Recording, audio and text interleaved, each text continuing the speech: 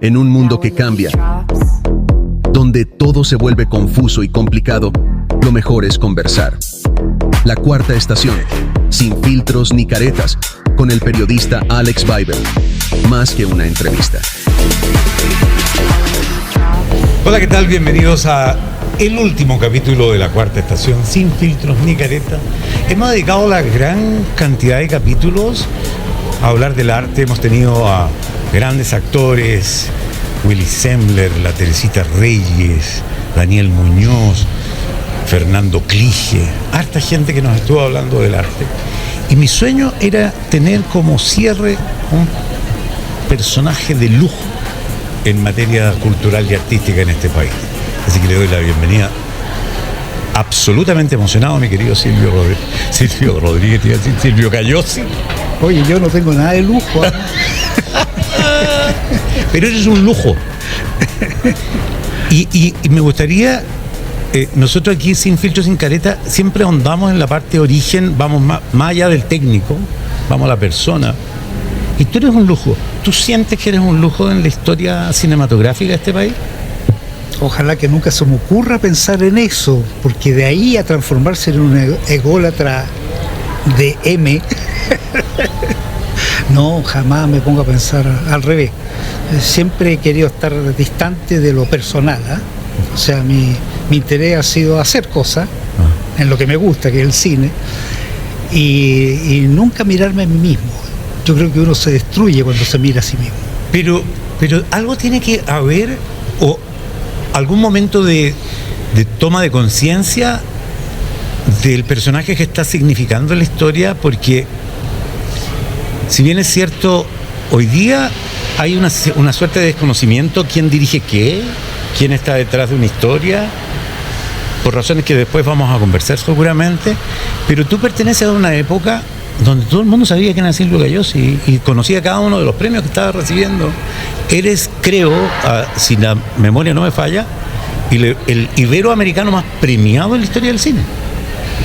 Sí, hubo un año con Coronación, que esa película fue la más premiada de Iberoamérica en ese momento, ¿no? Y si uno suma, claro, podría estar dentro de ese score. Claro, sí. Pero entonces, yo tratando de reflexionar y de esta revisión que hace uno sabe cuando está dictando una pauta o cuando está marcando la historia de alguna manera, ¿no? A ver, la sensación que siempre he tenido es que he tenido mucha suerte en mi vida. Ya. Mucha suerte. Porque lo que a mí me apasionaba, muchas veces por suerte, lo he ido consiguiendo. Porque se han ido dando las circunstancias, las condiciones para que yo actúe. Yo no recuerdo ningún momento en que yo, para hacerme famoso, hice tal cosa, jamás, nunca. Ya. Porque de verdad encuentro que el que cae en eso va al abismo de frentón. Claro, se pierden los propósitos, los objetivos. Pues no tiene sentido. Ya, habiendo dilucidado esa parte, ¿cuándo fue, en qué minuto del niño Cayosi, en tu infancia, soñaste en esa infancia contando historias a través de imágenes y sonidos? A ver, claro, yo era bastante chico, me encantaba leer revistas de historieta, que son como ciertas películas dibujadas. Claro. Me encantaba. Y me encantaba tomar fotos, ¿ya? Fotos de la familia. Y muy chico empecé a fijarme en la sombra. Esas son mis primeras obras artísticas. Yo veía una sombra y decía, oh, y le tomaba una foto. Nadie le tomaba foto a la sombra. Claro. Yo empecé por ahí. Claro. ¿No? Le encontraba artístico, eso bonito, como los cuadros. ¿Te fijas? Te tengo que preguntar antes que sigamos en esa historia. ¿Café? Agüita. ¿Una agüita de mineral, con gas, sin gas? Como quiera. Con gas, pues. Una mineral con gas y un americano para mí, Christopher. Estamos aquí en la tienda Mundo Rural, que nos atienden como reyes. Oye, entonces tomabas esta foto. ¿Y esa cámara quién te la regaló?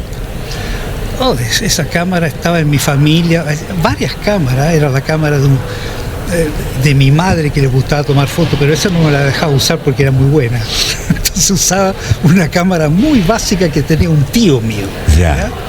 Bueno, después me regalaron una cámara y ya seguí de largo. ¿Y nadie en tu círculo, nadie, mamá, papá, abuelos, nadie tenía una relación con el arte o sí? ¿Con el arte? Con el arte, con la fotografía, con la imagen. A ver,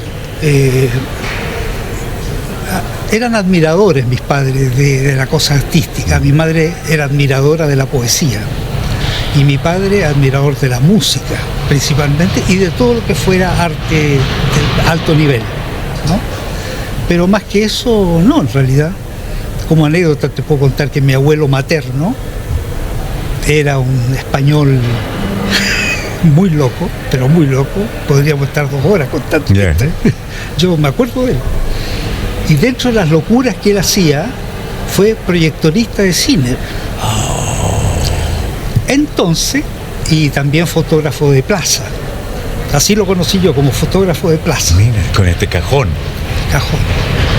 Entonces, claro, cuando yo lo conocí tenía en su casa, en Mendoza, vivía en Mendoza, tenía en su casa un cuartito oscuro, donde revelaba sus fotos, qué sé yo. Y yo subía medio escondida, ¿no? Y él cuando me veía me decía que pasara nomás. Y ahí veía yo cómo revelaba las fotos. Para mí eso era un mundo, pero alucinante, cómo aparecía la imagen, de la nada. Y como anécdota te puedo contar que de repente me di cuenta que él tenía rollitos de películas cortas, así que le sacaba 35 milímetros, como era proyectorista, Claro. se quedaba con algunas películas. Entonces yo de repente me metí unas de esas en el bolsillo, sin que se diera cuenta, para ver qué eran las películas.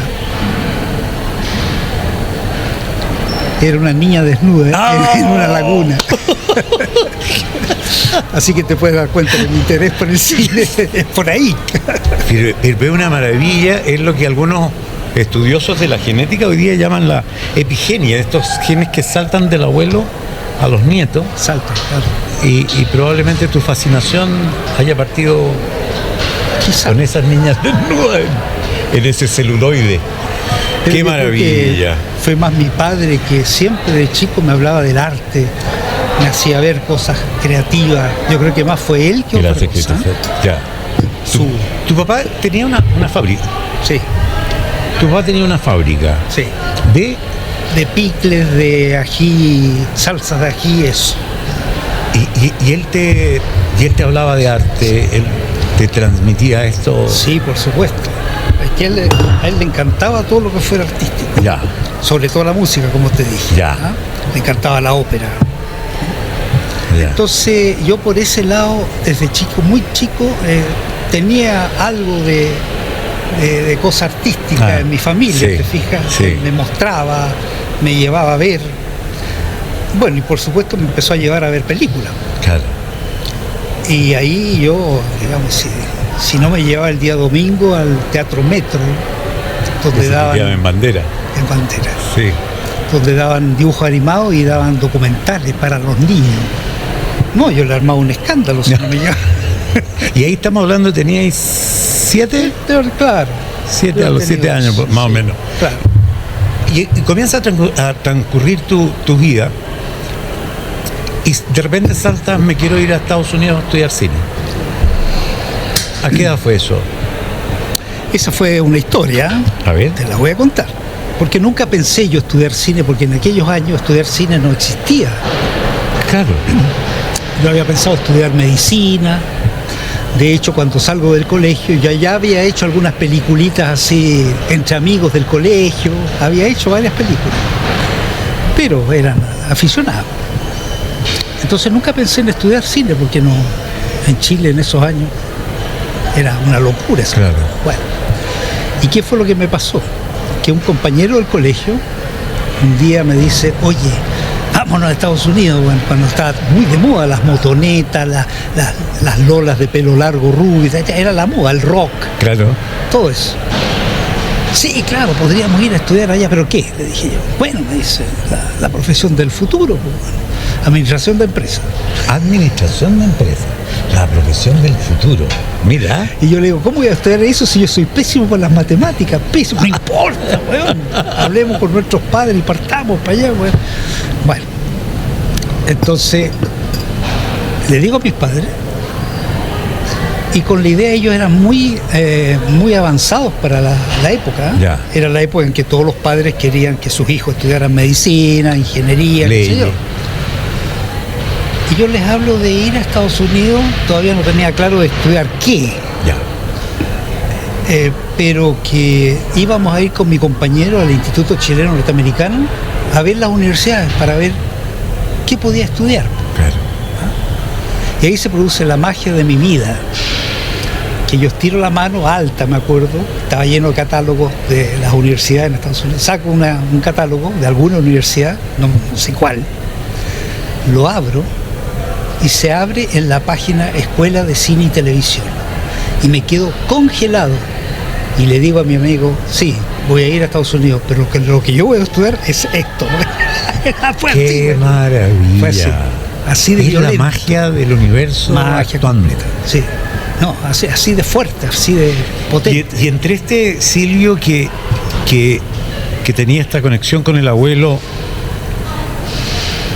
y este que llega y saca este catálogo de universidad y se encuentra con la carrera que le habló al corazón en ese minuto, ¿tú habías hecho alguna cosa, alguna cercanía con el cine? Sí, claro, había hecho peliculitas gracias a que en mi casa de repente compraron un proyector, porque ¿Ya? mi madre le gustaba mucho, pero le gustaba a nivel de fotos de familia, filmar algo de la familia, eso le gustaba. Entonces por esa razón me compro un proyector Ya. que tenía la gracia que a un lado tenía magnético perforado que sincronizaba con la imagen que se proyectaba al otro lado. Tenía como doble banda Ya. que se proyectaba. Y ese proyector tenía un micrófono, podías grabar en eso. Entonces uno podía hacer películas con doblaje, con grabación, ¿te fijas? Y con música. Ya. Y yo me puse a hacer películas cortas con los amigos del colegio, Ajá. con la familia, etcétera, ¿no? Muchas peliculitas cortas. Y esas fueron mis primeros pasos, antes que yo pensara que podía estudiar esto, sino que era por hobby. Claro. Porque me gustaba tanto que yo dije, bueno, yo voy a hacer mi cosita también. Claro, sí. Oye, y partiste a Estados Unidos y regresaste a Chile y te encuentras en esos años con una industria, bueno, la industria nunca ha existido realmente como tal en Chile, ¿no? Sí, pero yo vuelvo en un momento, otra vez la suerte que te contaba, vuelvo en un momento muy especial de Chile. Vuelvo el año 67. Ya. Entonces, el 67 había varios directores que se habían hecho famosos a nivel internacional. ¿Ya? Ponte tú, Elvio Soto. Elvio Soto. No, Aldo Francia todavía no. Elvio Soto, Raúl Ruiz. Raúlito Ruiz. Bueno, entonces el cine chileno en esos años, además tenía una ley que lo ayudaba. Entonces, vuelvo en un momento muy bueno del cine chileno, incluso de bastante producción, por un país tan chico en aquellos años, se filmaban 4 o 5 películas al año. Era una gran producción. Sí, sí. 4 a 6, digamos, ¿no? Entonces era un cine que estaba bastante consolidado y muy activo en esos momentos. Entonces te voy a contar cómo me entro al mundo ese. Yo voy con mi última peliculita hecha en la universidad, ya que te obligaban a hacer una última peliculita corta Como egreso. para egresar. Claro. Un cortometraje de 16 minutos más o menos. Y voy con mi peliculita ahí, en 16 milímetros y blanco y negro. Voy y la dejo en el único lugar que me habían sugerido, que era una empresa privada que se llamaba Protab, que grababa cosas de televisión, pero en forma independiente a los canales y le vendía las cosas a los canales. Era la única que había independiente. Ya. Porque ir a un canal era complicado, eso, están muy amarrados todos los cupos y qué sé yo. Entonces me presento ahí, ¿cómo? Voy a la secretaria y le paso esta película y le digo, no, quiero que la vean para ver si después que la vean a lo mejor hay un trabajo para mí aquí. Así Mira. llegué. Me gradué en Estados Unidos. Ya. Les pasé el diploma, una fotocopia del diploma. Ya. Pasa creo que 1 o 2 días, no pasa más, y me llaman. Y me dice, véngase al tiro para acá. No, venga mañana porque don Elvio Soto que era. Yo no tenía idea. Claro. Bueno, gran cineasta, que sé yo, que estaba a cargo de la parte creativa de Protap. Él vio su película y dice que quiere que usted sea su asistente de dirección. Cáchate. Impresionante. O sea, tú andabas con la estrella prendida. Siempre he andado con ella. Pero tal cual. Insólito. ¿Te fijas? Y bueno, 2 días después lo conozco. Y después me doy cuenta, además, con el paso del tiempo, que él era una persona que efectivamente le importaba un bledo el look de la persona, le importaba un bledo las ideas de la persona, lo que creía o no creía le daba lo mismo.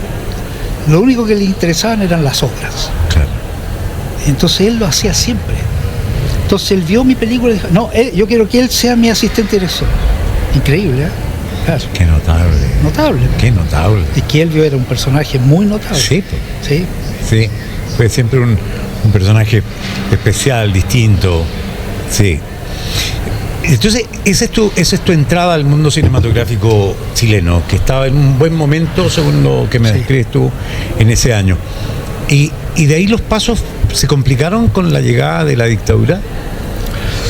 Claro, pues, Porque no hay dictadura en el mundo que alimente una industria cinematográfica. Por el contrario, terminaron con la ley del tiempo de Frey. ¿Tú estabas como presidente de la Asociación de Productores cuando se hizo esa pelea? Años no. No, cuando se hizo esta pelea con la dictadura para tratar de... Después sí. En ese tiempo. Pero varios años después. Varios años después, sí. Claro. Claro, estamos hablando como del 85. Claro. Sí. Y en esa entrada y en ese ajuste con este Chile que vivía en circunstancias del terror, ¿cómo te relacionaste tú ahí con la historia cinematográfica del país? A ver, se produce el golpe, muchos cineastas se van del país. Claro. El régimen elimina la ley de apoyo al cine que había. Entonces el cine moría, ¿no? Claro. No había posibilidad de hacer nada. Y lo que sí se destaca, explota, es la televisión, la publicidad en televisión. Eso tiene una explosión violenta. Claro. Claro, porque yo vi cómo las poblaciones se llenaban de antenas de televisión, las poblaciones de Callampa, de repente, de la noche a la mañana, todas con televisión. ¿No? El régimen mantuvo el dólar muy bajo, entonces no valían poco los caros. Bueno, hicieron toda una movida política en realidad para meter la ideología dentro de las casas, eso es obvio, ¿no? Todos los sistemas políticos hacen los mismos trucos. Claro, sí. Bueno, entonces, ¿qué pasó entonces? Que yo no podía hacer cine, prácticamente no tenía ninguna posibilidad de hacer cine, pero sí publicidad. Y resulta que yo me encuentro con un mundo de publicidad brutal en ese momento, que necesitaba directores y no había. Entonces, ¿qué pasa? Que me empiezan a pedir a mí, y yo junto con otras 2 personas nos asociamos, empezamos a hacer mucha publicidad, y desde el inicio los 3 pensábamos en algún día hacer un largometraje. Era tal la pasión que teníamos, ¿no? Que empezamos a ganar mucha plata. ¿Te acuerdas cómo se llamaba esa productora que tenían? Telecinema. Claro. Que fue curiosamente una productora que inventa Elvio. Mira. Antes de irse, porque él se fue antes del golpe. Claro. Antes de irse inventa esta productora, que no hacíamos nada en realidad, nada, así que no había publicidad ni nada, pero él la inventó y él le puso Telecinema. Bueno, él se fue y me quedo con estos 2 nuevos socios, digamos, y éramos 3 socios. Y empezamos como locos los 3 porque lo único que queríamos en la vida era hacer un largometraje. Compramos equipo, después guardábamos la plata, la invertíamos, depósitos a plazo, y hacíamos mucho, trabajábamos como locos. Hasta que yo conozco a Gustavo Frías, el escritor de Julio Comienza en Julio. De Julio Comienza en Julio. ¿Cómo lo conoces a él? ¿Cómo llega a establecerse esa relación? Mira, un amigo mutuo, un amigo, digamos, que tenía, y que él me dice, ¿tú quieres hacer un largo? Sí, por supuesto. ¿Necesitas un escritor? Sí, puta, me encantaría. Te voy a presentar al escritor que yo sé que se van a hacer amigos. Tenía toda la razón del mundo. ¿Y se hicieron amigos, Sí, de juntarse? Amigos, claro. Yo empecé a ir todos los fines de semana a su casa en Las Cruces. En Las Cruces. Sí, muy amigo. Y ahí empezó a surgir.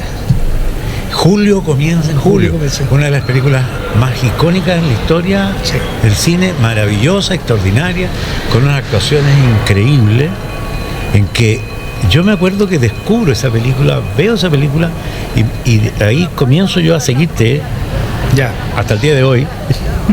Y porque tú estableces una manera de contar, estableces una manera de mirar, de relatar una imagen. Había un ojo distinto que tú planteabas. ¿Cómo llegaste a lograr ese lenguaje cinematográfico? ¿Lo estudiaste? ¿Fue lo que estudiaste? No. Es sencillamente porque yo, fascinado cada vez más con el cine, tuve otra suerte más, que fue vivir la época de los 60, que para mi gusto es la mejor época del cine internacional, donde aparecen cineastas como Fellini, como Bergman, Truffaut, montones. Y fue una época maravillosa en que había directores de cine espectaculares que proponían distintas maneras de narrar cine. Claro. Y yo no me perdía ninguno de ellos, iba a todas las películas. Y además es muy curioso esto, porque en esa época el público de Chile también seguía a los directores. Claro. Era Exacto. una época en el donde está el Haití, digamos, ¿Estado de? No. Sí. Bueno, donde está el Haití, que se llena de gente a hablar de política. Claro. Bueno, se llenaba de gente a hablar de política y de cine. Sí. De las dos cosas. En el Café Haití, sí, claro. Incluso en la vereda. Sí. En la vereda de repente había mucha gente hablando y discutían, no solo de política, sino que decían, oye, no me gustó la última película de Fellini, se cayó Fellini. No, estáis locos, le decía el otro. Sí. Pero eso para ubicarnos también, tiene que ver con el tiempo del cine autor que establecen los italianos. Claro. Hubo una crisis en el cine en que ellos tuvieron que salir a la calle Después de la guerra. Claro, después de la no guerra. tenían nada. No tenían nada. Yo sé que uno de ellos incluso les compraba a los fotógrafos de plaza los rollitos y con eso filmaba de a pedacitos, porque los rollitos no daban para más de un minuto, digamos, máximo. A eso llegaron, a filmar así. Entonces ahí apareció un cine sin muchas luces, sin nada de luces. Claro. Un cine donde la fuerza del cine no estaba en la técnica, sino que en la creatividad. Sí. ¿No? Y es lejos la mejor época del cine. Marcó, tú que tuviste una primera relación muy estrecha con la fotografía, ¿no? Primero sí, porque lo primero que hago con Elvio, ¿no? Hago la fotografía de Caliche Sangriento, que era de Elvio Soto. Ya. ¿Ya? Y luego otros directores me llaman también. Entonces trabajo con Aldo Francia, con Raúl Ruiz, Palomita Blanca, y Nadie dijo nada también, de Raúl. ¿En todas esas como director de fotografía? Sí. Ya. Hice como 13 películas como director de fotografía. Todo eso antes del golpe. Claro. Claro. Y gracias a eso fue otra suerte en mi vida, que pude ir en vivo y en directo aprendiendo distintas maneras de dirigir, distintas formas de dirigir, ¿no? Pero no era lo que yo buscaba, eso es lo curioso. Yo no quería ser director. No te puedo creer. No quería ser director. Yo estaba feliz con la fotografía y realmente quería avanzar más y más en la fotografía de cine. Me interesaba el cine, Claro. el montaje, la fotografía, qué sé yo. Pero dirigir no era mi pasión. Mira qué curioso. Bueno, Mira qué curioso, porque uno, claro, te conoce como el director de las grandes películas chilenas y no se me habría jamás pasado por la mente de que no era tu ambición ser director. bueno, ¿y qué pasó? De nuevo una cosa mágica en mi vida. La estrellita. La estrellita. Silvio y su estrella. Claro. Resulta que nos habían contratado a Pablo Bergman, a mí y a varios otros técnicos para hacer una película de un director extranjero, de un productor chileno, pero con un director extranjero, una película X. Y estábamos contratados y viene el golpe. Y no solo el golpe, sino que nos enteramos que el productor había peleado a muerte con el director porque descubrió que el director no era tan famoso como le había vendido. Era una chanta. Era un chanta. Entonces pelean. Y viene el golpe.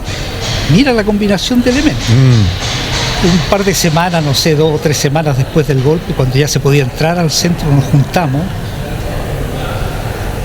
Y el productor nos dice, a ver, dice, yo aquí he invertido mucha plata y necesito recuperar mi plata y necesito que se haga una película, ¿ya?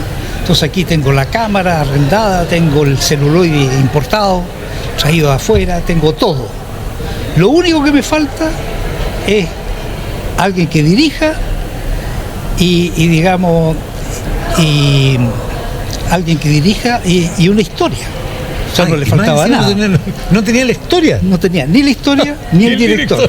Entonces, y nos junta todo. Entonces nos dice, ok, ustedes propónganme una historia y entre ustedes eligen quién dirige. ¡Qué locura! Locura, ¡Qué total. locura! Total.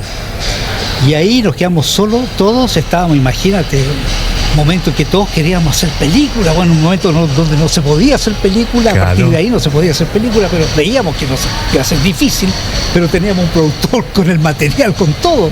Entonces hagamos una película, pero estábamos vueltos locos. Entonces, ¿qué historia?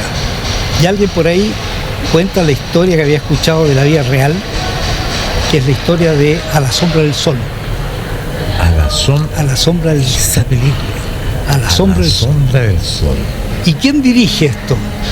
Y ahí hablaron todos y como que nadie se atrevía porque éramos técnicos. Claro. Y de repente a alguien se le ocurre la idea de que, bueno, hagamos una cosa, pues ya que nadie se atreve a hacerlo solo, ser director, hagamos 2 directores. Uno, que puede ser Pablo Perelman, que se encarga más pegado a los actores, y otro que podría ser Silvio Cagliozzi, que hace fotografía, entonces él también puede dirigir, pero más pegado a la cosa técnica, Claro. a las cámaras, Claro. cómo se mueven las cámaras. Ya. Así nace A la sombra Mira. del sol. Un par de meses después de eso estábamos filmando, porque había que... Pero eso era en pleno golpe. Sí, ya había empezado el golpe. Ahora, es una época que no se sabía cómo iba a ser el golpe. Todo el mundo No, po. estaba convencido Que se iban a ir de luego. que en 3 semanas, en un mes iban Claro. a ir y iban a haber elecciones. Bueno, iba a ser Chile de nuevo, como Claro, siempre. exacto. Nadie vislumbraba nada.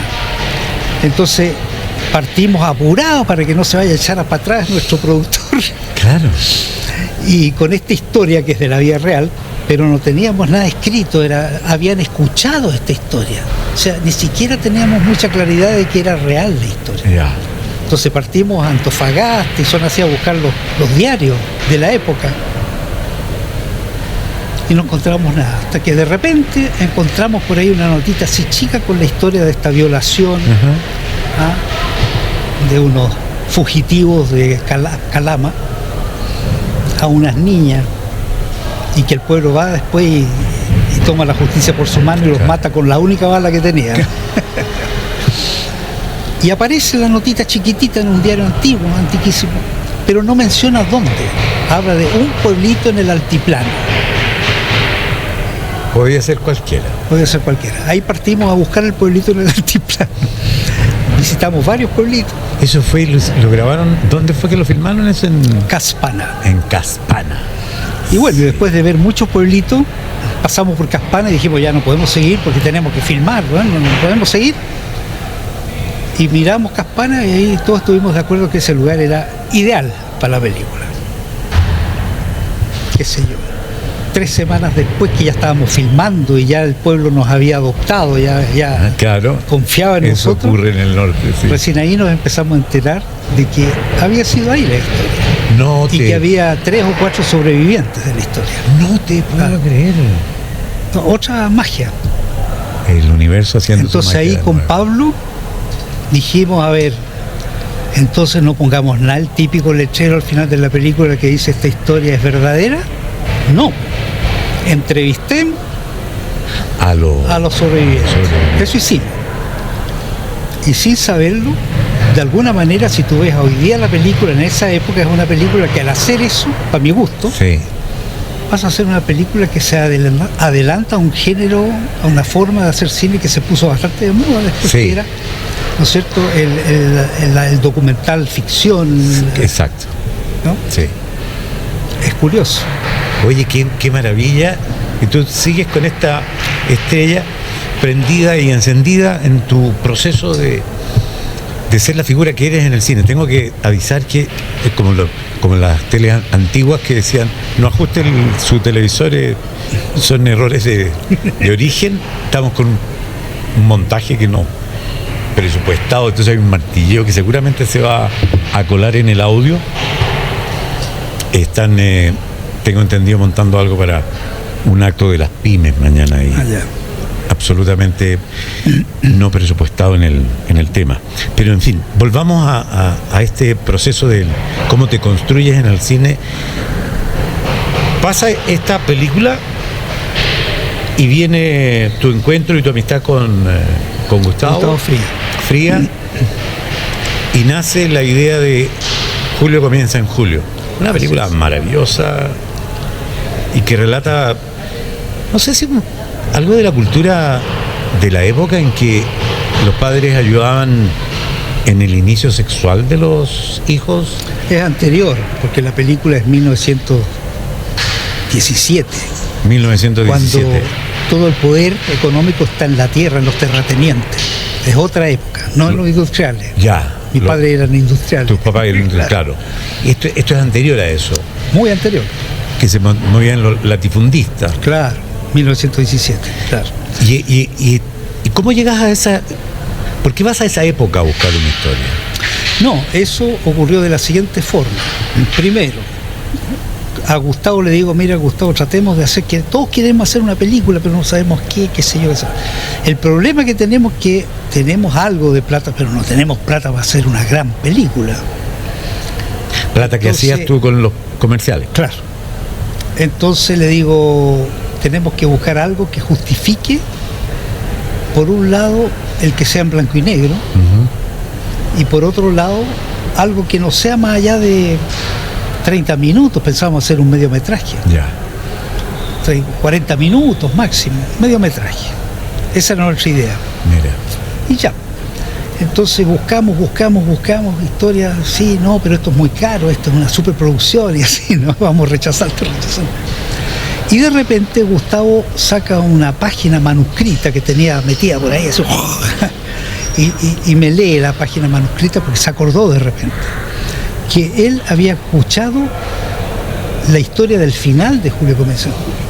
Este padre que se acuesta con la prostituta, que su hijo estaba enamorado de la prostituta, sí. Entonces hace que el hijo vea a través de la muralla, un hoyito en la muralla, ¿te acuerdas? Sí, perfectamente. Entonces le da una lección brutal, ¿no? Que es una prostituta. Entonces su propio padre se acuesta con esta puta, ¿no? Brutal la lección. Entonces eso yo dije, pero este es un final fenomenal, le dije a Gustavo, sí, duro. Era todo lo que había. Teníamos el final. Entonces ahí se produce una cosa bien mágica también. Yo nunca ¿Tenían solo el final? Solo el final. Yo nunca he escuchado, debe haber casos parecidos, sí, pero jamás he escuchado que se haga un guión del final hacia el inicio. Es que eso es impensable. Impensable, claro. Tengo el final. Ya, ¿y cómo comienza esto? ¿Cómo llegamos acá? Que lo que hicimos fue hablar con mucha gente que escucharon historias de la época, supieron de la historia de la época. La propia Delfina, me acuerdo que nos ayudó porque los Guzmanes tenían mucha relación con esa época. Gonzalo Mesa fue Julio, el niño. El niño, el hijo. Claro, sí. El hijo de la Delfina. Sí, claro. Sí. Qué divertido, ¿eh? Mira. Entonces empezamos a escuchar estas historias y ahí empiezan a surgir personajes, más personajes, situaciones, personajes, y ahí fuimos armando esto. Entonces lo que iba a ser un mediometraje terminó con un guión así de gordo, porque la cantidad de historias apasionantes, de personajes increíbles que nos fuimos encontrando, sí. aumentó el guión. Entonces el drama era cómo hacer ahora algo que se justificaba que fuera en blanco y negro, porque era de época. Claro. Y en 16 milímetros también nos atrevíamos a hacerlo en 16. después veríamos si justificaba o no ampliarla, pero realmente no teníamos toda la plata necesaria. Entonces, bueno, la pasión era tan grande que seguimos trabajando más que nunca en la publicidad. Mira. Hasta tener lo necesario para filmar. Entonces ahí nos pusimos a filmar. A pesar de tener ciertos problemas con algunas agencias que decían, pero ¿cómo? Si, porque no tenían director, entonces se desesperaban si nosotros no estábamos. Claro. O sea, si salías a hacer un largometraje, el mercado publicitario quedaba desnudo. Te digo que hasta me amenazaron, con eso te digo todo. No te puedo creer. Tú vas a quedar en la lista negra de la industria nacional. Mira. Era tal la necesidad que tenían. Sí. Y nosotros... Pero era más grande tu pasión. Pero lejos. No, perdona, pero ya tenemos todo listo. Le dije yo, tenemos era mentira. Tenemos las actrices, los actores contratados, no podemos parar. Bueno, y paramos. Claro. Contra viento y marea. Y filmamos. Terminamos la filmación, se acabó la plata. Y ahí vamos haciendo publicidad de nuevo para poder pagar lo que seguía. Porque fue largo el proceso de que viera la luz finalmente. Por eso. Julio comienza en julio. Por eso. Por este... Julio comienza en julio, se filma el 76. Sí. Y se estrena 3 años después, el 79. Claro. Entonces 79. tuvimos 3 años haciendo publicidad para financiar la postproducción, que decidimos ahí viendo la película que teníamos, que veíamos que era algo potente. Muy potente. Entonces ahí necesitábamos plata para ir a Estados Unidos a ampliar. En Chile no se podía ampliar. Y ampliaban, filmaban en 16 milímetros, sí, y ampliaban a 35. Se amplió a 35, claro. ¿Cómo? Así, pues de curioso que soy nomás. ¿Cómo eso? No estiran la película, ¿no? No. Son laboratorios especializados, ¿no? Y son copiadoras que agarran la imagen del 16 chiquitita, ¿ya?, y la hacen pasar por una lente que amplían, así hablando en forma burda, claro, a la imagen del 35. Pero son muy especialistas, no es cualquier laboratorio. Y esta película que parte con harto trabajo como director publicitario, harto comercial, para juntar las lucas, filmar, después juntar las lucas para postproducir, y se convierte en la película del siglo XX. O sea, a ese nivel de tesoro cinematográfico estamos hablando, sí, sin duda alguna. Claro. Con una Schlomit-Weilten, sí, increíble. ¿Y el resto del casting? ¿Todos actores? Sí, por los grandes actores. Grandes actores de la época. Todos, Tennyson Ferrada, Luis Alarcón, Delfina Guzmán. O sea, los grandes nombres. Y claro, ¿y por qué? Porque todo el mundo quería rescatar el cine que había desaparecido. Claro. Entonces todos se ponen la camiseta. Sí, vamos, aunque sea por 2 chauchas. Claro. Hacían teatro todo. Claro. Entonces, 2 chauchas, nada. Sí. O sea, por ayudar. Sí. Y eso, claro, trajo sus problemas. Porque cuando tú contratas a alguien, los contratas por todo el tiempo que lo necesita. Claro. Ahí no podíamos hacer eso. No. Entonces, no, porque estaban haciendo teatro. Entonces filmábamos de día hasta las 5 de la tarde. Y partían al teatro. Vamos al teatro, ¡fum! Y quedaban unos pocos que no estaban haciendo teatro en ese momento. Entonces seguíamos con lo que podíamos, esperándolos a que volvieran después de la función de teatro, 10 de la noche. Claro. Para poder seguir filmando esto. No, o sea, así fue. Oh, qué sufrido, qué artesanal. Totalmente artesanal. Qué artesanal. Así es. Bueno, pero cuando viene el triunfo, cuando viene el logro, cuando viene la gloria, ¿qué siente ahí Silvio con esta película premiada? No me acuerdo ya cuántos premios tuvo, ¿no? A ver, lo primero que pasó fue que la película queda seleccionada en la quincena realizadora de Cannes. Claro. La quincena realizadora de Cannes exhibe películas muy particulares, muy nuevas, de gente nueva, pero muy especial, las eligen muy bien, porque el premio es haber quedado elegida, no hay premio. El solo hecho de quedar elegida, ese es el premio. Es el premio. Claro. Y Julio queda en eso. Entonces, después de eso, inmediatamente, muy poco después de eso, la estreno en Chile. A todo esto estábamos asustados porque sabíamos que habían algunas personas de gobierno que veían la película como una película que habla del abuso de poder.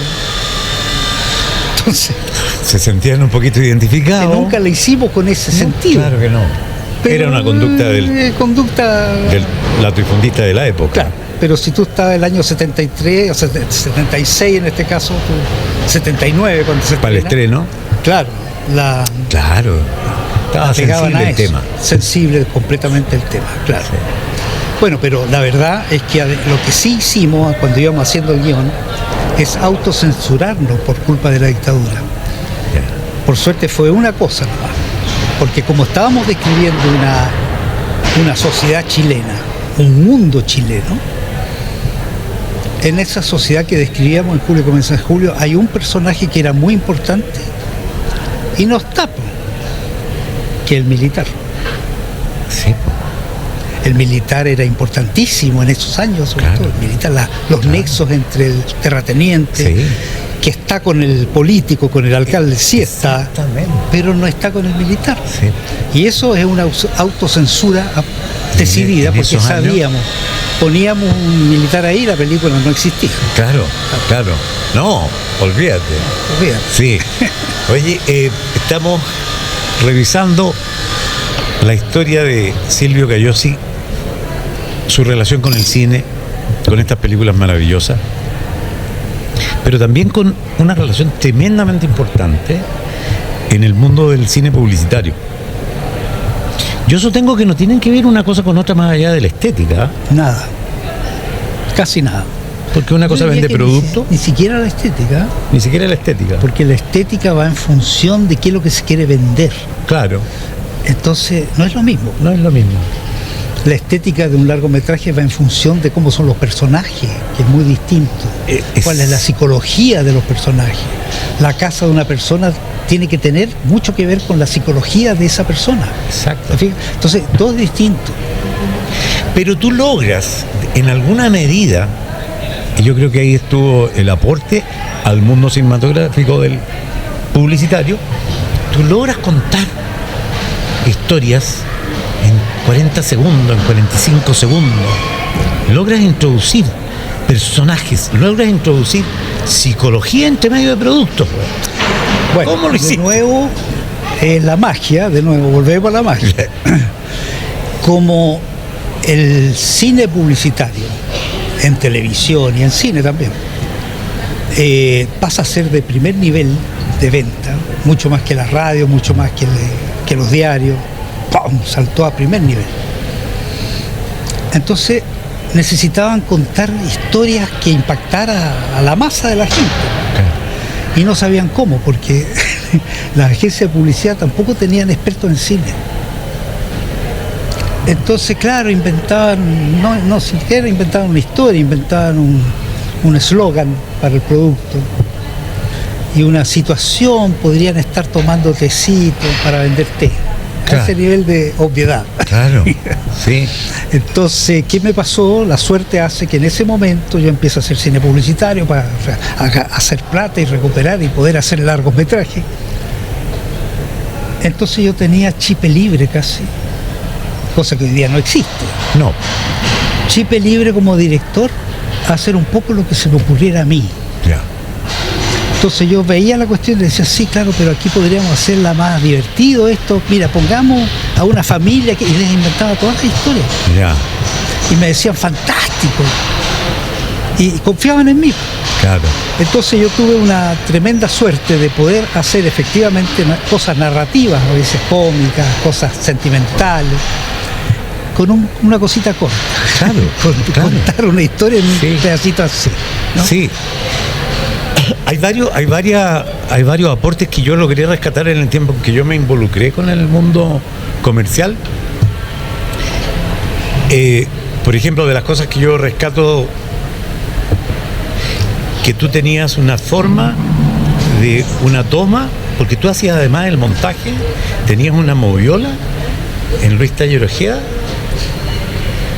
Domínguez era tu asistente de dirección. Una Prevost, no moviola. Es la mejor marca, la italiana. Sí. Oye, y este Domínguez me comentaba a mí que tú solías robarle cuadros a un plano y cortabas planos, y eso hacía que tu movimiento fuera distinto, diferente en el montaje. ¿Era tan así como me lo contaban en esos años? O sea, yo toda la vida he trabajado, ahora que trabajo en digital también, hago lo mismo. Sencillamente yo busco que el plano narre en el menor tiempo posible todo lo que es necesario narrar. Y al hacer el corte, que ese corte sea preciso. Porque aunque no lo crea, si el corte es más o menos, mira, ahí nomás más o menos, uno empieza a notar que la película tiene cojea, tiene baches, tiene piedras, son piedras. Entonces yo siempre me he dado el trabajo de sacar las piedrecitas, aunque sean chicas. Entonces, claro, decían, pero ¿para qué se preocupa tanto de sacar un fotograma cuando un fotograma no se ve? Sí se ve. Según yo, sí se ve, ¿no? Tú agarraste una fama de ser tremendamente meticuloso, Sí. pero tremendamente meticuloso, que cuando me llamaste a trabajar en un comercial contigo, que fue uno de Manjar, Nestlé, para el cine, me hiciste hacer como 30 locuciones, 40. Obvio. Y de esas 40 sacaste Pegaba una con otra, claro. una palabra. Sí. Y yo me acuerdo que fui al cine y vi el comercial en el cine. Y tú dijiste, ese no soy yo. Fue la mejor locución de mi vida. Pero ahora, ¿siempre fuiste igual en tu vida, en tu infancia, en tu adolescencia, en tu tiempo de universidad en Estados Unidos? ¿Siempre fuiste así de meticuloso? Porque Parece que sí, fíjate. Yo te recuerdo, o sea, y Parece que sí. tú me decías, no, sube aquí. Sí, acá. que siempre he sentido de que las cosas tienen que quedar lo mejor que uno puede, ¿no? Sí. Punto. Claro. ¿Tú sientes que de alguna manera esa manera de trabajar tuya se ha ido un poquito a la cresta hoy día en cuanto a que hay una menor exigencia? Fíjate que es curioso, pero la tecnología hizo un salto fantástico respecto a poder filmar con un celular, filmar mucho más barato desde el punto de vista técnico. Antes el celuloide era carísimo, no solo carísimo. Yo cuando hacía mis películas, primeras películas de familia, digamos, o con los compañeros del colegio, terminaba de filmar y ese rollito filmado, los rollitos filmados tenía que mandarlos a Panamá. Claro. Y esperar un mes. Claro. Recién ahí uno veía después de un mes ¿Cómo había quedado? que había hecho. ¿Te das cuenta? Bueno, ese mundo de hoy día cambió radicalmente, Sí. pues todo es instantáneo, lo ves al tiro, etcétera, etcétera, Sí. ¿no? Entonces eso que es maravilloso, para mi gusto tuvo un coletazo en la calidad creativa artística Sí. del cine. ¿Por qué? Porque se relajó y me pasa, hasta hoy día me pasa que tú estás filmando y tú notas que el camarógrafo, que el sonidista o que el asistente, que todo el mundo está de repente pensando en otra, pensando en la hora que hay y quieren irse. Entonces, ¿por qué? Porque tú dejas la cámara grabando, el actor también está metido en otra idea, está preocupado de otra cosa, y tú le dices, no, hagamos otra toma, porque dejas la cámara corriendo. En esos años imposible, Claro. porque antiguamente cada pie de Cada película, pie de película cada metro tenía era un costo carísimo. carísimo. Entonces, ¿qué pasaba? Que todo el mundo, hasta el último asistente, el que servía café, se preocupaba mucho, porque echar a perder una toma era pecado mortal, era Claro. una cuestión que no se aceptaba nomás.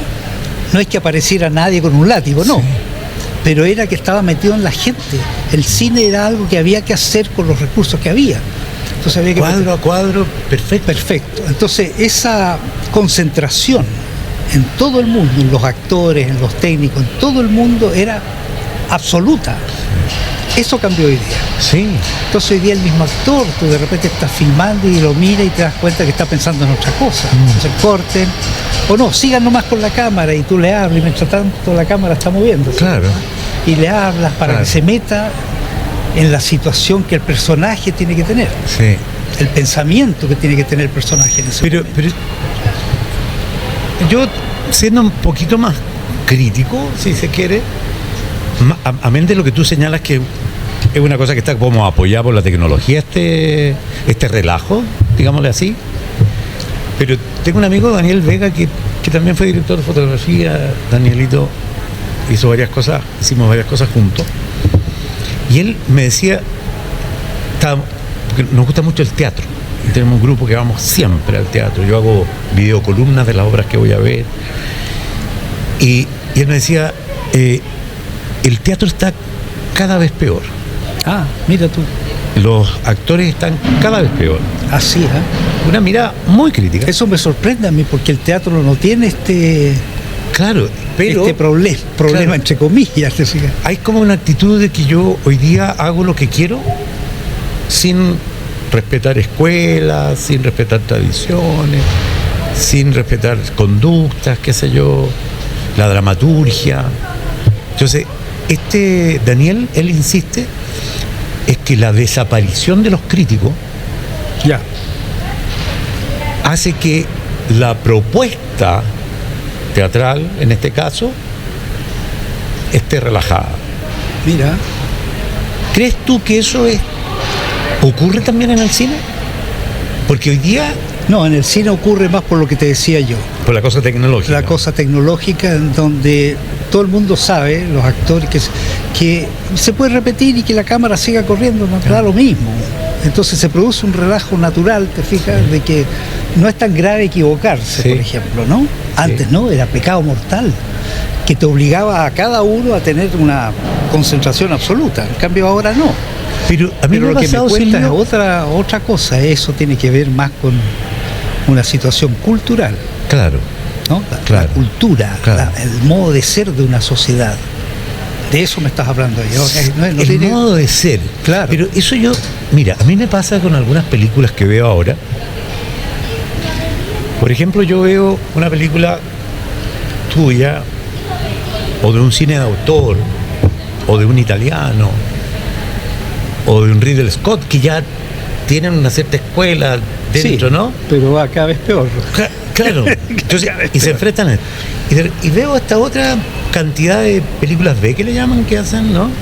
O series, incluso me ha pasado, en que el comportamiento psicológico del personaje No es hay. incongruente. Claro. Entonces uno empieza a pelear con Claro. con el guionista. ¿Y sabes por qué? Porque hoy día quienes dirigen las películas son los ejecutivos, los productores de las plataformas de Netflix y qué sé yo. Claro. Ellos dirigen. Mira las películas de hoy y ¿dónde están los directores? Aparecen chiquititos junto con los técnicos. No se sabe quién O sea, son. el director es un técnico más. Claro. ¿Te fijas? Entonces, de hecho, yo sé que de repente ellos consideran que el director está yendo muy lento con la filmación, lo echan y traen otro. Sí, ¿Ya? sí. Eso es lo que hay hoy día. Hoy día hay un retroceso gravísimo en el desarrollo cinematográfico. O sea, ya no hay desarrollo, hay un bajón. ¿Cuántas películas realmente buenas aparecen en el año, en el mundo? Una, dos, y uno averigua, y esas dos o una son independientes, hechas por actores que han ganado mucha plata o directores que han ganado mucha plata y hacen algo de ellos. Claro. Y el resto, todo igual, Sí. máquina de gente que maneja muy bien los computadores, nada más, pero manejan computadores y ahí deciden. Exactamente. ¿Ya?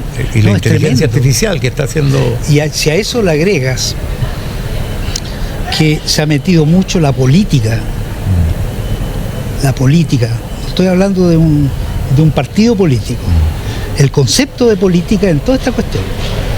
Entonces, ¿en qué sentido la política? De repente ellos deciden que este año conviene, políticamente, entre comillas, destacar a la mujer. Claro. Entonces, Claro. todo tiene que ser hecho con guiones que tengan que ver con la mujer. Y ojalá dirigido por mujeres. Claro. Yo sé de casos de hombres que mandan guiones a las plataformas y se los rechazan porque no, es que usted es hombre, director hombre. Cuestión de género. Claro, ¿te fijas?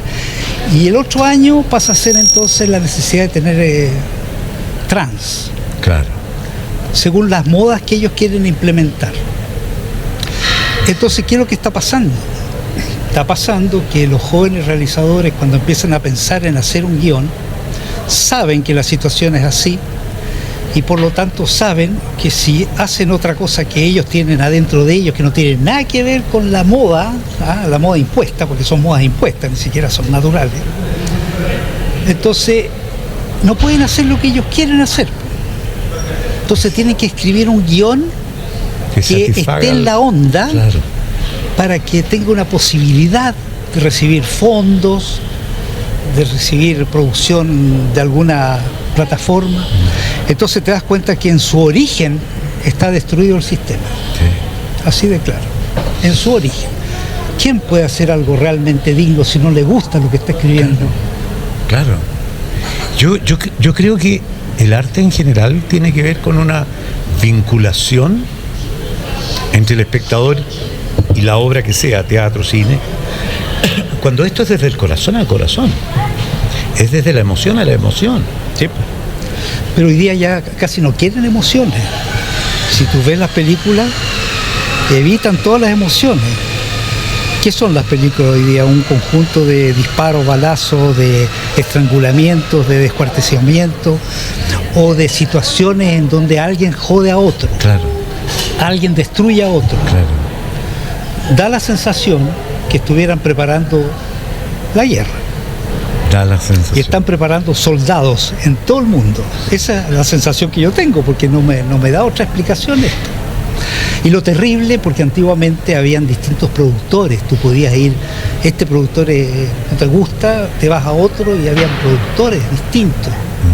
Y habían distribución de cine, habían salas de cine diferentes, con diferentes gustos de proyectar películas diferentes. Entonces tú tenías delante tuyo posibilidades, claro, para hacer lo que tú buscabas hacer. Hoy día no. Hoy día es un monopolio manejado por un satélite, y tú o estás en la plataforma o no estás nomás. Entonces, estas plataformas lo que suelen hacer hoy día es llenar espacio. Ellos no necesitan competir, que la película tenga éxito, no da lo mismo, porque ellos tienen clientela anual que paga. Entonces los clientes ya están ahí, hay que proveerlos de entretención. Llenar el espacio. Llenar el espacio. Con cualquier cuestión. Así es llenar el espacio, nada más. Entonces, ese es el problema serio que se está viviendo hoy día.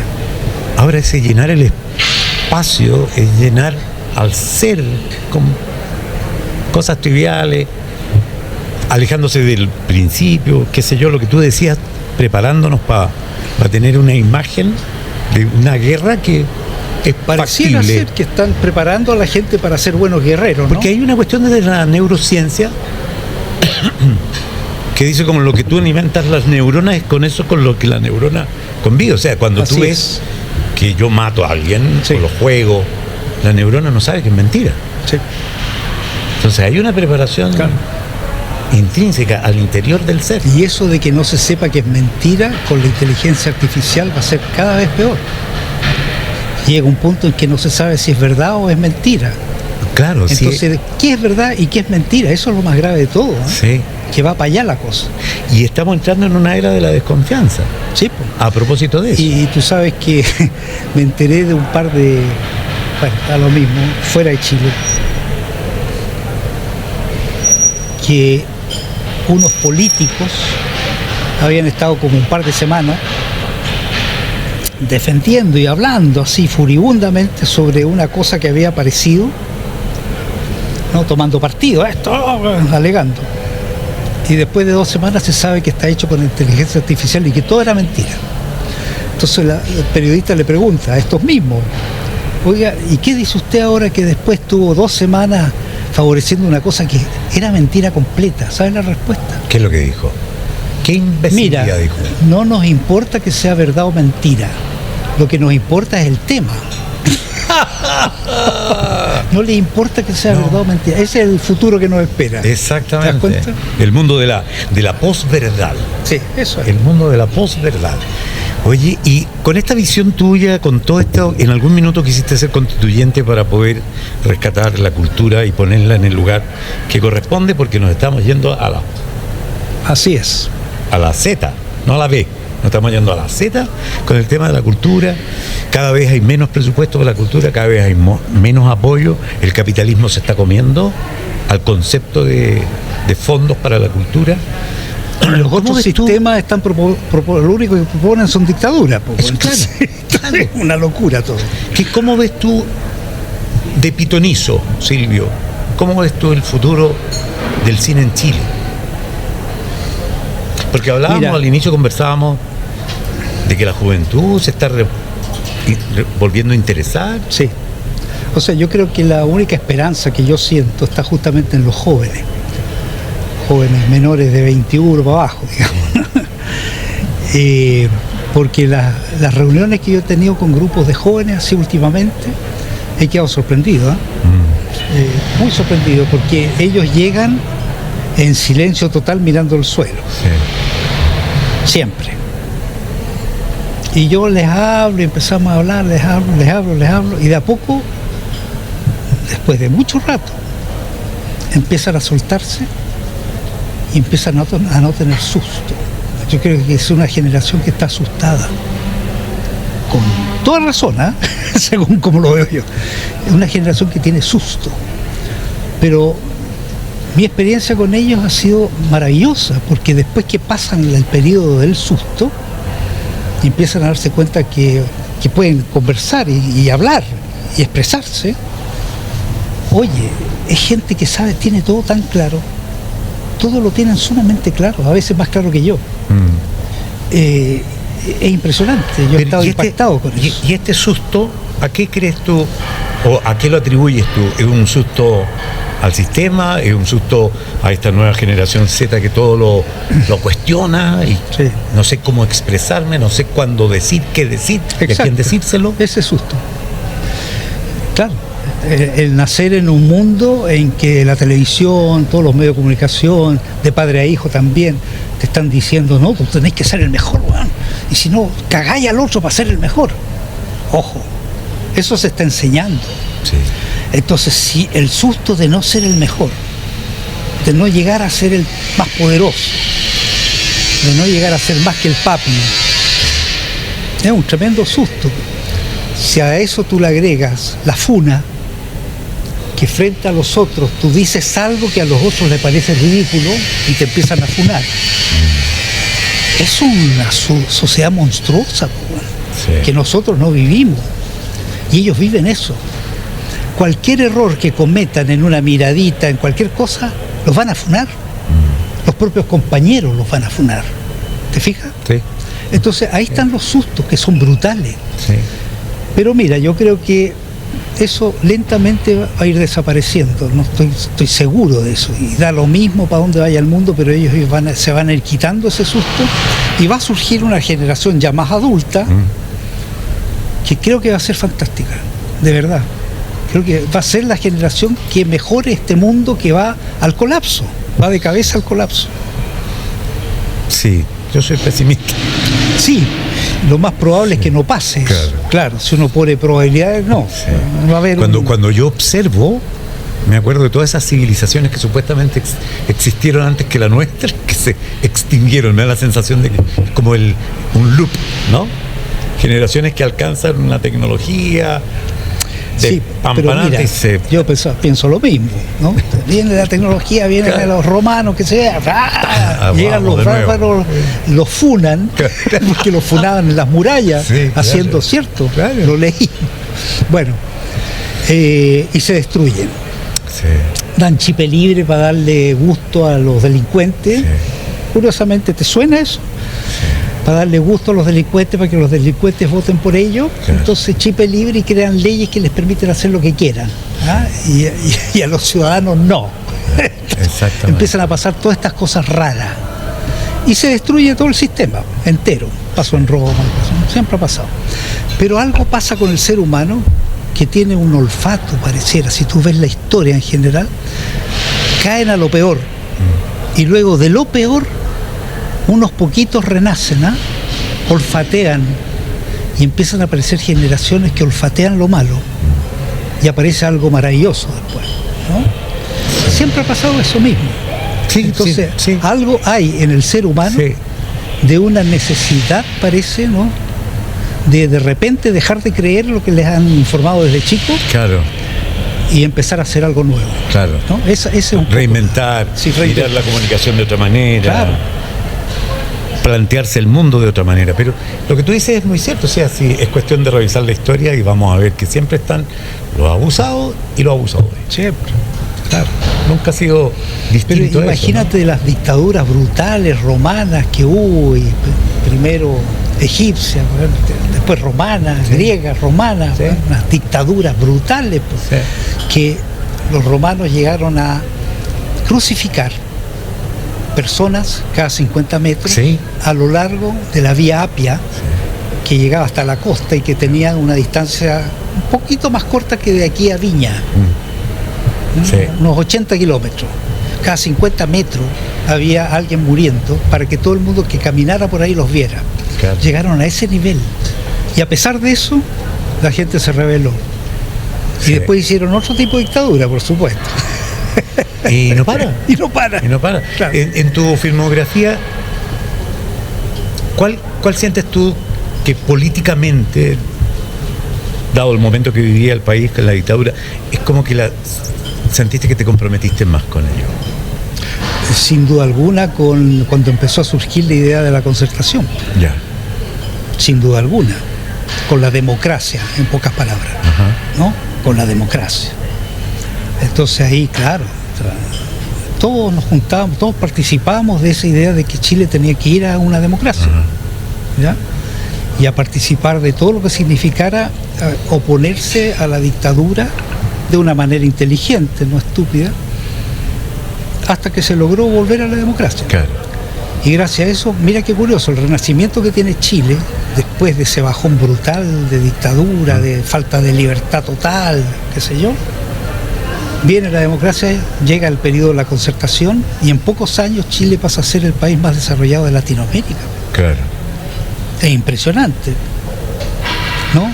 Que después se hablaba de que eran los peores 30 años de la historia, eso es falso completo. Claro. Hay gente que no ha vivido lo que yo viví. Claro. A mí no me cuentan ese cuento. Claro. Fueron los mejores 30 años de Chile, de la historia de Chile. Da lo mismo que gobierno, pero era una tendencia hacia la democracia y a hacer lo que la gente quería hacer y fomentar eso, fomentar al hacedor. Eso fue la Concertación y el país surgió como nunca. Si tuvieras que hacer, si te dijeran, Silvio, haz una película del Chile actual, ¿qué sería? ¿Una comedia? ¿Un drama? El Chile actual. El Chile actual es tan poco motivador. Te juro que no me dan ganas de hacer ninguna película, ninguna. No, nada. Yo creo que estamos realmente al fondo del túnel. No hay nada.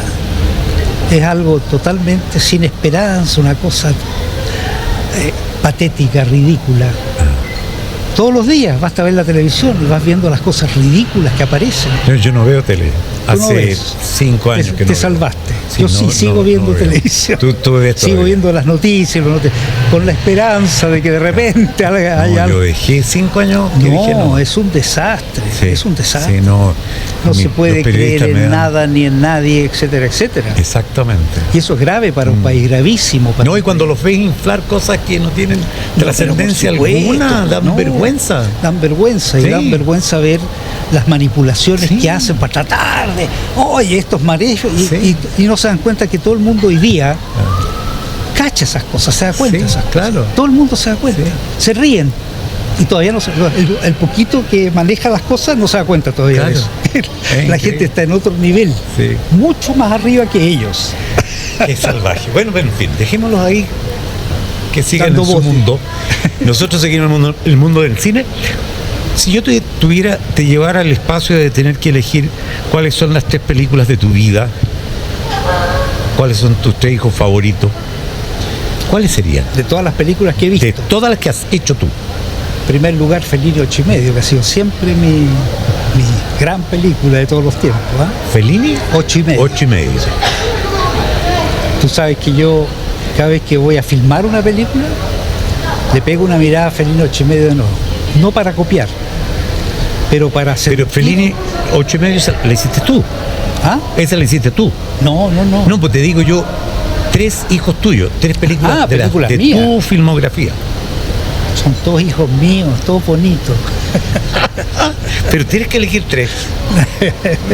¿Cuáles serían? Cachimba. Es que son distintas. Cachimba es una comedia sarcástica, diría yo, ¿no? Entonces un género radicalmente distinto a las otras películas. Pero yo diría, a ver, yo creo que Imagínate que yo soy Dios. Digo, Silvio, mañana te vengo a buscar. Trae 3 películas tuyas contigo.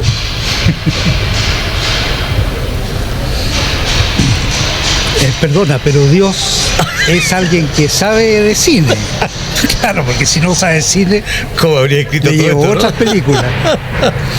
Ya, supongamos un Dios que sabe de cine, Claro. ¿qué película le llevaría? Ahí cambia la cosa. Curiosamente no le llevaría Julio comenzó en julio. Mira, Que parezca insólito, primera sorpresa. claro. Porque Julio comienza en julio, estando muy bien hecha y todo el cuento, ¿no? Toda la narrativa es bastante clásica como narrativa, ¿ya? Entonces yo me quedaría con La luna en el espejo, Wow. que es muy una narrativa cinematográfica muy interesante, ¿ya? Luego quizás sea Coronación, ¿ah? Quizás sea Coronación, aunque está basada en una cosa de novela, pero tiene atmósferas cinematográficas muy buenas, como atmósfera. Y finalmente elegiría De pronto al amanecer, la última que hizo. Ya vamos a llegar ahí. Que ahí hay todo un cuento Sí. narrativo muy particular, muy especial. Oye, La luna en el espejo, tú trabajaste ahí como guionista junto con Pedro Donoso, José Donoso. con José Donoso. Pedro Donoso en una calle Yo creo. que queda en Recoleta. Oye, me hace confundir el nombre, José Donoso. Y trabajas con él en esta película. Después de haberte topado una circunstancia que yo te lo escuché el día que se presentó el libro de las cartas de José Donoso con el escritor mexicano, ¿Ya? y tú dijiste, yo estaba presentando, si no me equivoco, sin Julio. la memoria, Julio comienza en julio, en Así Cannes, es. No, en Huelva. en Huelva, Festival de Huelva que lo ganó al final. exactamente, y que se acerca a ti y te dice, me encantó tu película, tenemos que trabajar juntos. Sí, otro momento mágico de mi vida. Imagínate, yo súper joven y se acerca este señor famoso internacionalmente, Claro. ¿te fijas? A decirme que a él le había gustado lo que yo hacía y que podíamos hacer. Porque a él le encantaba el cine, ¿eh? Le encantaba el cine. Quedó muy triste porque hubo, y después, ¿cómo se llama? El obsceno pájaro de la noche, nunca lo pudo realizar. Tenía posibilidad de hacerlo con grandes directores y nunca por X razones nunca lo hizo. Quedó muy triste. Ya. Sí, efectivamente, digamos, para mí era otro momento impactante, digamos, donde él se me acerca y me dice, juntémonos, y nos fuimos a tomar un cafecito y él me hablaba. Estaba yo fascinado, estaba aterrado, además. Y ahí él me dice que él iba a volver a Chile y que ahí al volver a Chile que nos juntáramos de frente a un... Claro, le dije. Por supuesto que bien a la chilena no pasó nada de eso. ¿Ah? Pero de nuevo la magia hace que me llamen del Teatro Ictus. Claro.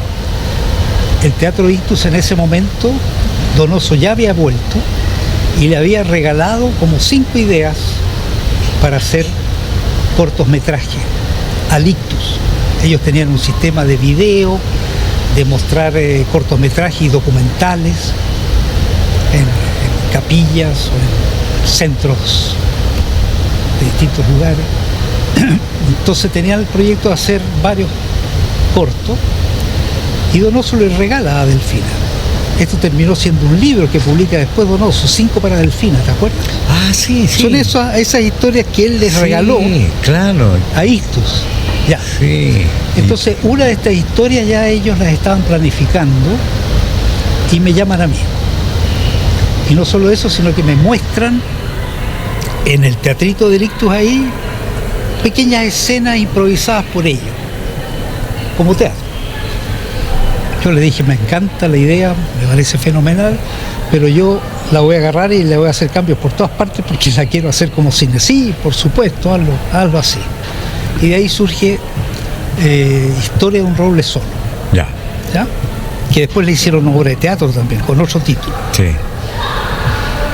Historia de un hombre solo, sí. Historia de un roble solo. De un roble solo. Sí. Sí. Entonces, Historia de un roble solo, cuando la termino de compaginar, era video eso. Ahí aparece Donoso. No lo había visto yo. Y mira, les muestro a todo el del grupo Ictus y a Donoso ahí sentado. Y ahí Donoso me dice, me volvió a gustar lo que usted hace, así que nos tenemos que juntar. Y ahí nos empezamos a juntar. Y ahí nace la idea de... ¿La luna? ¿La luna? Fue curioso también, porque buscamos algo que fuera... Yo en ese momento buscaba hacer un mediometraje de nuevo, Ya. un cortometraje, mediometraje. Estaba conectado con otros cineastas latinoamericanos y la idea era que íbamos a hacer cada uno un cortometraje para hacer un largometraje de 3 cortos latinoamericanos. Ya. Esa era la idea. Que después no funcionó porque se empezaron a hacer sus propios largos y qué sé yo. Bueno, y buscando eso,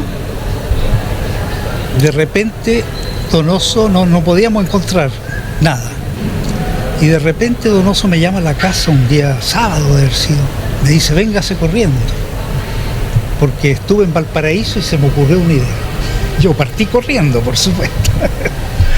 Y ahí me cuenta la base nomás de La luna al espejo. Este señor marino retirado, ¿no? Que está medio enfermo, pero que es muy mitómano, muy cascarrabia. Tiene un hijo gordo porque lo único que hace el hijo es comer, porque el padre lo tiene ahí chantajeado. Claro. ¿No? Y hay una señora vecina con la cual el gordo, la vecina empieza a tener algunas conversaciones con el gordo, y el viejo entonces empieza a pedirle que modifique el ángulo de los espejos del departamento para poder espiarlo hasta en el último rincón del departamento. Sí. Punto. Esa era la idea. Sí. Me encantó. Y ahí con él empezamos a escribir el guión, al tiro. Fue un trabajo precioso. Sí, sin duda. Precioso. Sí, otra de las películas tremendamente premiadas de tu carrera. Tremendamente premiada. Sí. Así es. Oye, y en el mundo del cine publicitario, tenemos un sonido maravilloso de fondo. Oye, en el mundo publicitario, de las piezas que yo recuerdo con mucha admiración, está el Clos de Pirque, La niñita de Macay, donde tú tuviste mucho que decir ahí, en la construcción de esa historia. Pero la que te llevó a un premio internacional fue Si camino no hablar. Es El Indio Firestone. el Indio Firestone, León de Oro. El único que tenemos en la historia, creo. No, si hay otros Hay después. otro El después. primero. El Este primero que, sí. El primero que recibe nuestro cine y que lo recibe de tu mano. Cuéntanos un poquito cómo fue ese proceso de llegar, porque yo insisto, yo creo que tu tremendo aporte es que lograste contar historia en esos escasos segundos, con psicología de personaje, con un cuento cinematográfico dentro de la publicidad. Claro. Mira, me llaman de la agencia en ese momento que tenía esta historia. Firestone estaba muy mal en Ya. ese momento. Estaba a punto de irse de Chile porque no estaba muy mal. La otra empresa, Goodyear, los tenía destruidos completamente. Con mucha publicidad, Sí, Goodyear, ellos, hasta el día de hoy. ellos estaban casi desaparecidos. Entonces le pidieron a la agencia hacer un comercial que tuviera pocas pasadas, porque el costo más grande está en en Claro. esos años, no sé hoy día. Bueno, sí, todo ha No cambiado, sé. así que no sé cómo será Sí, hoy. no. Estaba en las pasadas en televisión. Entonces que tuviera pocas pasadas, pero que la gente lo recordara. Esa fue Por recordación. el pedido del cliente, porque no tenían plata para hacer muchas pasadas. Ya, y ahí se ponen a pensar, y una señora que trabajaba en la agencia, se le ocurre la idea de este indio que no escuchaba el auto cuando venía y que se tira en la vía y dice, bueno, si camino no hablar, ser Firestone Radial Sport que venir. Claro. Era eso. Entonces, a mí me encanta la idea, y yo agarro la idea y le agrego cosas. Le agrego a la señora que lo acompaña. No estaba en el original. No, en el original. Que le levanta la pluma. Sí. Bueno, después que pasa el... Le empiezo a agregar todos esos detalles, ¿te fijas? Y desarrollo una pequeña película. Claro. Pero la historia interesante es lo que viene después. Terminamos la película, estábamos todos muy contentos con la película. Entonces de la agencia me dicen, mañana va a ir el cliente a ver el borrador de esto, o sea, el copión se llama. El copión. Ya, viene, se lo mostramos, puta, diciendo el gallo va a decir ¡bravo! Y se queda muy tranquilo y dice, yo pensé que iba a ser más cómico esto. Claro, porque le habían mostrado una caricatura que el indio caía despanzurrado al suelo, entonces, y yo hice justo lo opuesto. Claro. Pucha, bueno, pero lo veo bien, dice, bien de ganado. Pero quiero que me presten un VHS, parece que era de esos años, para mostrárselo a mi señora. Quedamos todos aterrados, por supuesto. Bueno, se llevó el VHS. Al día siguiente me llaman de la agencia, el dueño de la agencia. Me dice, pucha, Silvio, estamos mal. No solo la señora, sino que los amigos, más bien los amigos, porque se los mostró a amigos también. Le dijeron que el comercial ese era una fomedad, porque no tenía música. No te puedo Oye, creer. perdona, pero ponerle música a eso es destruirlo. Me dice, sí, pero el cliente quiere eso. Me dice, ponle algo como la caballería rusticana de los indios viniendo, No te... Yo le dije, bueno, me acuerdo que le dije, ¿sabes qué? Creo que en este momento siento que ya no sirvo para hacer publicidad. Pero claro, o sea, te están cuestionando. No, pero no seas así. El esfuerzo, llama a un músico urgente, porque tenemos los espacios ya comprados para salir al aire. Llama a un músico. Bueno, llamé a un músico que lo conocí hacía muchos años, que había trabajado mucho con él. Llega a la oficina, otro momento mágico. Le mostramos la película, se pone rojo de ira y dice, yo no escribo ni una nota para esta película. Esta película es algo brillante, así que yo no la voy a destruir. Claro. O sea, yo me voy a ver que se fue. Y se fue, ¿no? Se fue. No le hago nada, no gano plata con esto. ¡Prum! Se fue. Y quedamos todos así y llamé al dueño de la agencia y le contesto. Entonces me dice, bueno, ya, pues aquí vamos a tener que seguir buscando otro músico, pero ya no nos da tiempo, así que vamos a salir al aire con esto nomás. Con esto nomás, con esta cosita. Con esta cosita, vamos. Y sale al aire y me llama a las horas que salía al aire. Me dice, Silvio, estamos salvados, es un boom este comercial. ¿Qué te parece? ¡Qué salvaje! Y no habría habido premio, no habría habido nada. Habría quebrado Firestone. Claro. Oye, porque Firestone después no quiebra, porque la gente recuerda todo esto. Hasta el día de hoy. Y se levanta Firestone hasta el día de hoy. Hasta el día de hoy. Fíjate las dos cosas. Sí. Cuando yo le pregunté al dueño de la agencia, ¿y por qué te dijeron eso? Sí. No, me dice. Resulta que los amigos lo llamaron después, cuando del éxito ya por todas partes, y le dijeron que había sido una broma. Brutos.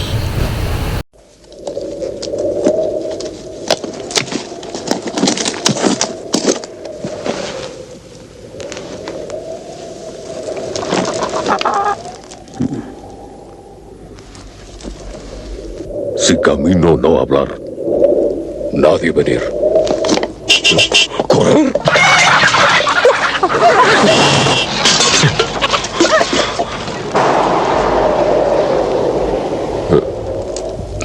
Si camino no hablar, ser Firestone Radial Sport. Que venir. Firestone Radial Sport. Ir suave, ir mejor.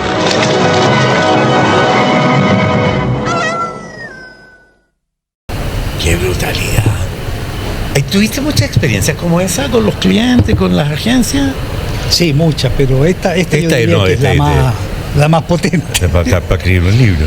Sí. Yo me acuerdo que yo trabajaba en una productora y salían con gracias como esa, y me acuerdo haber escuchado a un director, a Pedro Venegas, decir: oye, ¿por qué no le decía a tu cliente que se dedique a hacer jabón y yo hago la película? Claro. Porque había una cierta intromisión en el... Eso fue empeorando cada vez más. Fue empeorando. Claro. Después habían estos encargados de audiovisual. Ah, sí. Que eran sobrinos del dueño de la agencia. El sobrino, el primo. Y llegaban. Yo me acuerdo de esto y no me voy a olvidar nunca, y quiero no olvidarme nunca, porque eso habla mucho de Chile y de los técnicos de la época, en que llega uno y le empieza a decir: oye, pero ¿no estará muy bajo el color? Mirando mientras hacían las copias acá. Y este gallo le dice, el director: a ver, dime cómo te... Y le empieza a mover perilla a un equipo que tenía desconectado. Claro. ¿Te gusta ahí? ¿Te gusta ahí? Sí, ahí. Ahí está perfecto. Perfecto. Había escuchado esa historia yo. Oh, qué salvaje. Silvio, te quiero agradecer, me extendí, aproveché de tu tiempo, pero montones nos acompañaron estos ruidos. Sí, los ruidos. Sí. Terrible.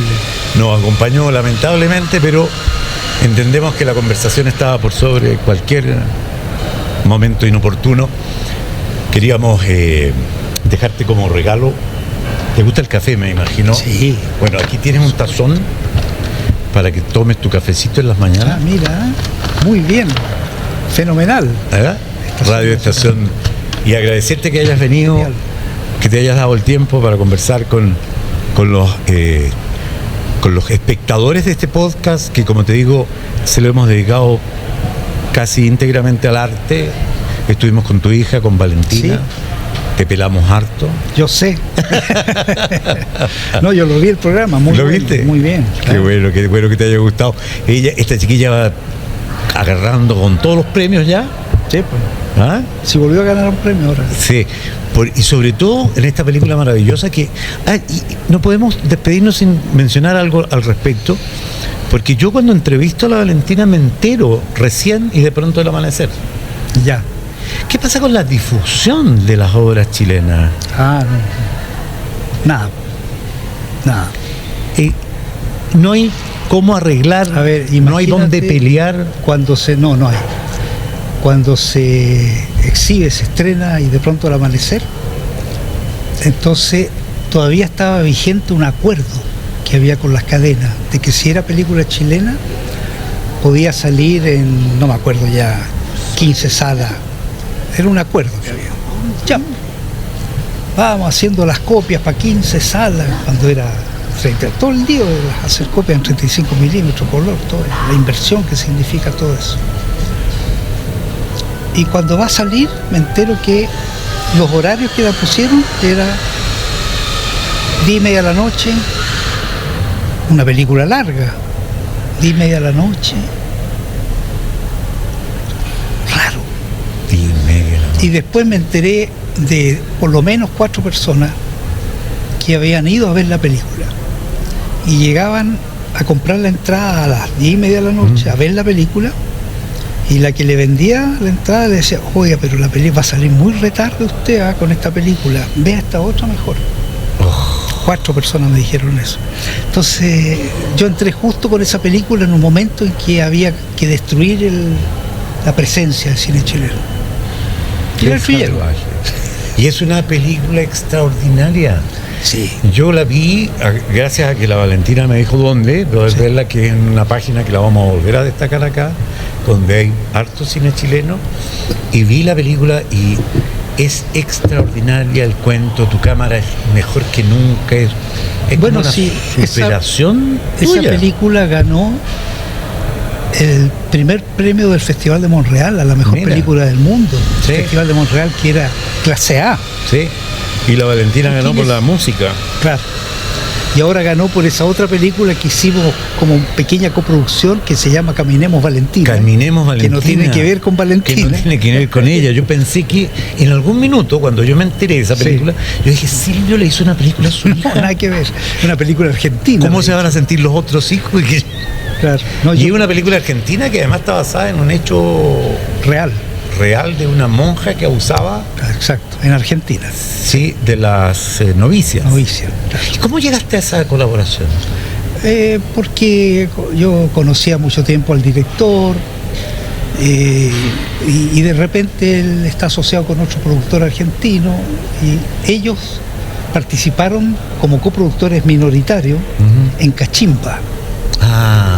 De ahí viene entonces, claro, el nexo. Se necesitaba una vuelta de mano, digamos. Entonces nos llamaron, dijeron, oye, vamos a hacer esta película, estamos terminándola. Entonces, para que nosotros participáramos en la postproducción, yo hice el montaje de la película y pusimos la pre-voz. Bueno, participamos en la postproducción de la película. Y la Valentina haciendo la música. Mira, qué maravilla. Así que así surgió la cosa. Y ahora recibe un premio por eso. Sí. Oye, ¿y Andrea Films, tu productora, sigue estando? Sí, todavía existe. ¿Todavía existe Andrea Films? ¿Ya son cuántos años? Muchos años. Sí. Muchos años. Una maravilla. ¿Y cuáles son las aspiraciones y los proyectos o tus propósitos de aquí en adelante? ¿Piensas hacer una película más en tu vida? Lo que hice fue un cortometraje. Nunca había hecho un cortometraje.